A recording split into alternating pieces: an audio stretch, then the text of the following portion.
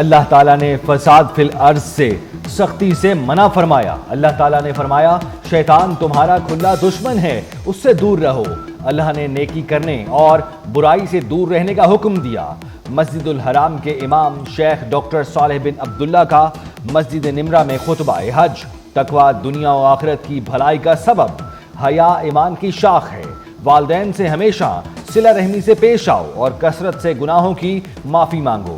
اللہ سے جنت طلب کرو اور جہنم سے نجات مانگو۔ اللہ تعالیٰ شکر کرنے والوں کو زیادہ نعمتوں سے نوازے گا۔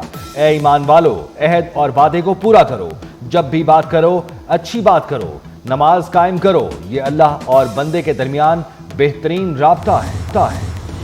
اے اللہ، فلسطین میں ہمارے بھائیوں کو دشمن پر غالب فرما، فلسطینیوں کی بھوک، مصائب اور تکالیف کا خاتمہ فرما، فلسطین کے بے گھروں کو چھت عطا فرما، انہیں امن عطا فرما۔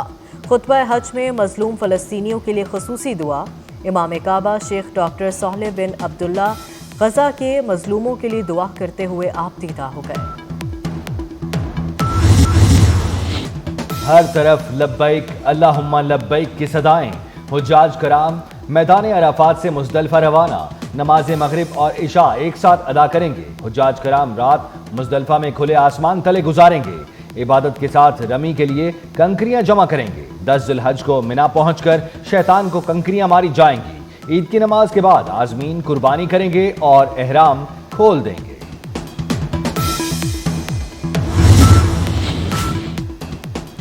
وزیر اعظم شہباز شریف سعودی عرب چلے گئے۔ فیلڈ مارشل سید عاصم منیر بھی ساتھ ہیں۔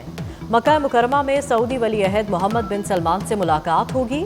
وزیر اعظم پاک بھارت کشیدگی کے دوران پاکستان کی حمایت پر شکریہ بھی ادا کریں گے۔ ملاقات میں اہم سیکٹرز میں سرمایہ کاری سے متعلق بھی بات چیت ہوگی۔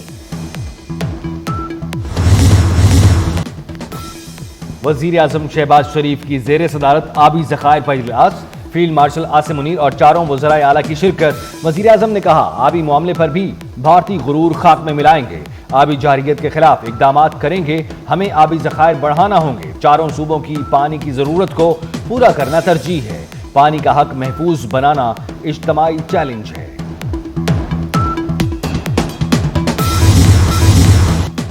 پاکستان اور بھارت میں دہشت گردی کے خلاف مشترکہ فورم کی ضرورت ہے۔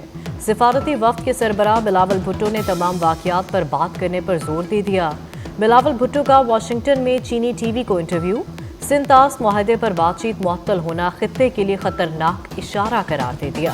پاک بھارت جنگ بندی کے لیے عالمی برادری کے کردار کی تعریف بھی کی۔ یہ بھی کہا کہ عالمی برادری مسئلہ کشمیر جیسا حساس ترین مسئلہ مزید نظر انداز نہیں کر سکتی۔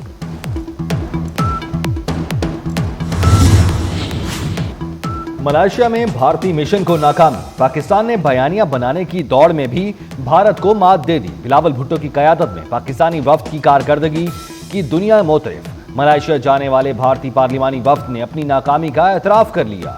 بھارتی پارلیمانی وفد کا کہنا ہے تمام ملکوں نے پاکستان کے موقف کی تائید کی۔ نیو یارک میں خالصتان زندہ باد کے نعرے، بھارتی وفد کو کوڑے دان کے پیچھے چھپنا پڑ گیا۔ ششی تھرور کی قیادت میں بھارتی وفد کو سکھوں کے احتجاج کا سامنا۔ نیشنل پریس کلب واشنگٹن کی عمارت سے نکلتے ہوئے بھارتی وفد کو سکھوں نے گھیرے میں لے لیا۔ خالصتانی مظاہرین کو دیکھ کر بھارتی وفد کی ہوائیاں اڑ گئیں۔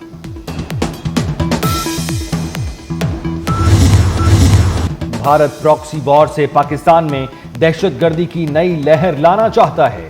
ہدف بلوچستان اور پاکستان کی ابھرتی ہوئی معیشت ہے۔ وزیر اعلیٰ بلوچستان سرفراز بگٹی کی پریس کانفرنس۔ وزیر اعلیٰ نے فتنۃ الہندوستان کے دہشت گردوں کی آڈیو سنوائی۔ فتنۃ الہندوستان کو دہشت گرد اور را کو ان کا سرپرست قرار دے دیا۔ صاف بتا دیا کہ بلوچستان میں بڑے ملٹری آپریشن کی ضرورت نہیں۔ امریکہ پھر دہشت گرد اسرائیل کی حمایت میں سامنے آ گیا۔ غزہ میں مستقل جنگ بندی کی قرارداد ویٹو کر دی۔ سلامتی کونسل کے 15 میں سے 14 ارکان کی حمایت۔ غزہ جنگ بندی اور امداد فراہمی کی قرارداد منظور نہ ہو سکی۔ امریکہ نے موقف اپنایا کہ ایسے اقدام کی حمایت نہیں کریں گے جس میں حماس کی مذمت نہ ہو۔ 190 ملین پاؤنڈ کرپشن کیس، بانی پی ٹی آئی اور بشرا بی بی کو فوری ریلیف نہیں مل سکا۔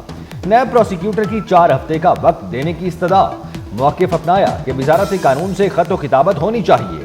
گزشتہ رات اس کیس کا پتہ چلا اور رات کو ہی نوٹس ملا، عدالت نے سماعت 11 جون تک ملتوی کر دی۔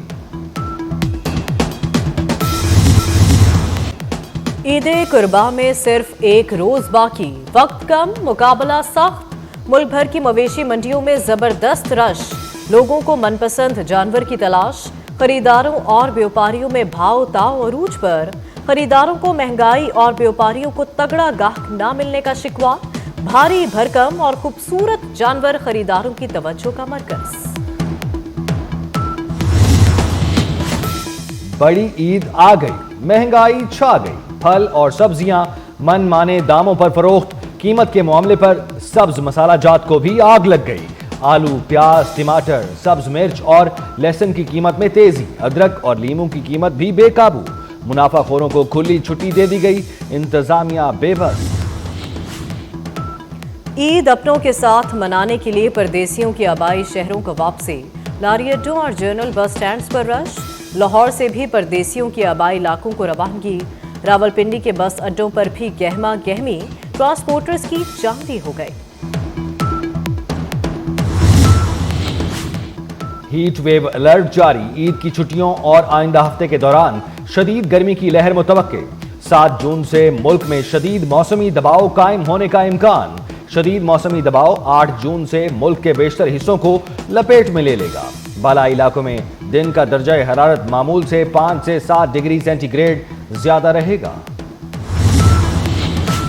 ماحول دوست پبلک ٹرانسپورٹ کی جانب اہم پیش رفت، پنجاب بھر میں الیکٹرک بسوں کا جال بچھانے کا فیصلہ، صوبائی حکومت 600 الیکٹرک بسیں خریدے گی، گجرانوالہ، ملتان، بہاولپور، سرگودا، فیصل آباد کے لیے بھی الیکٹرک بسیں خریدی جائیں گی، صوبائی کابینہ نے باقاعدہ منظوری دے دی۔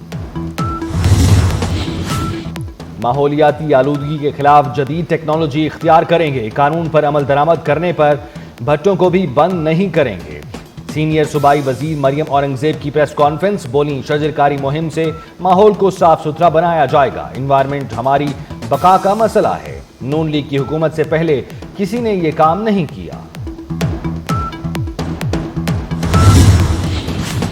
کراچی کے لیے ماہانہ ایڈجسٹمنٹ میں بجلی سستی، ملک کے دیگر حصوں کے لیے مہنگی، کراچی کے لیے بجلی کی قیمت میں 2 روپے 99 پیسے فی یونٹ کی کمی کر دی گئی، ملک کے دیگر حصوں کے لیے بجلی 93 پیسے فی یونٹ مہنگی کر دی گئی، کراچی کے صارفین کو کمی کا ریلیف جون کے بل میں ملے گا، ماہانہ ایڈجسٹمنٹ میں بجلی کی قیمتوں سے متعلق نوٹیفیکیشن جاری۔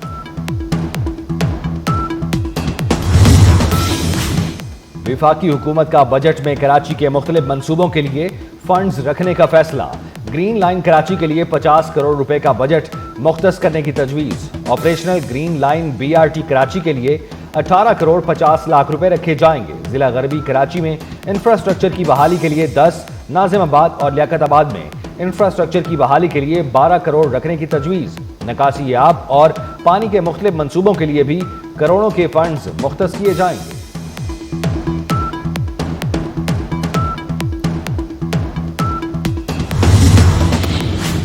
وزیر داخلہ اور چیئرمین PCB محسن نقوی سے وزیر اعلیٰ سندھ مراد علی شاہ کی ملاقات، سندھ میں کرکٹ کے فروغ، میچز کے انعقاد اور سٹیڈیمز کی تعمیر نو پر گفتگو، نیاز سٹیڈیم حیدرآباد کی عالمی معیار کے مطابق اپ گریڈیشن کا فیصلہ، محسن نقوی نے کہا کہ اپ گریڈیشن کے بعد نیاز سٹیڈیم میں 17 برس بعد انٹرنیشنل میچز ہو سکیں گے۔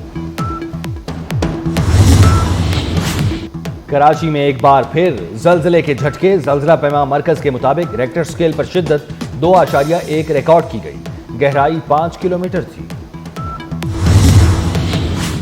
ڈیفنس کراچی میں نوجوان پر تشدد کا کیس، عدالت نے ملزم سلمان فاروقی اور اویس ہاشمی کی درخواست سے ضمانت مسترد کر دی، تشدد کا شکار نوجوان سدھیر نے سلمان فاروقی کو معاف کر دیا تھا اور بیان دیا تھا کہ عدالت جو بھی فیصلہ کرے اسے کوئی اعتراض نہیں۔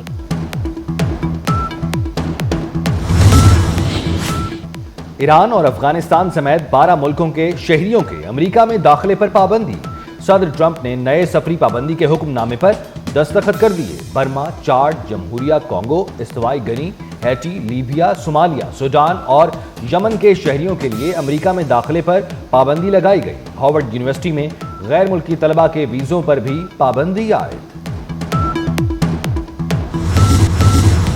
پاکستان سمیت دنیا بھر میں ماحولیات کا دن منایا جا رہا ہے۔ شدید گرم اور ٹھنڈا موسم، ہیٹ ویو، پگھلتے گلیشیئرز، سیلاب، قدرتی آفات ماحولیاتی تبدیلیوں کا نتیجہ ہیں۔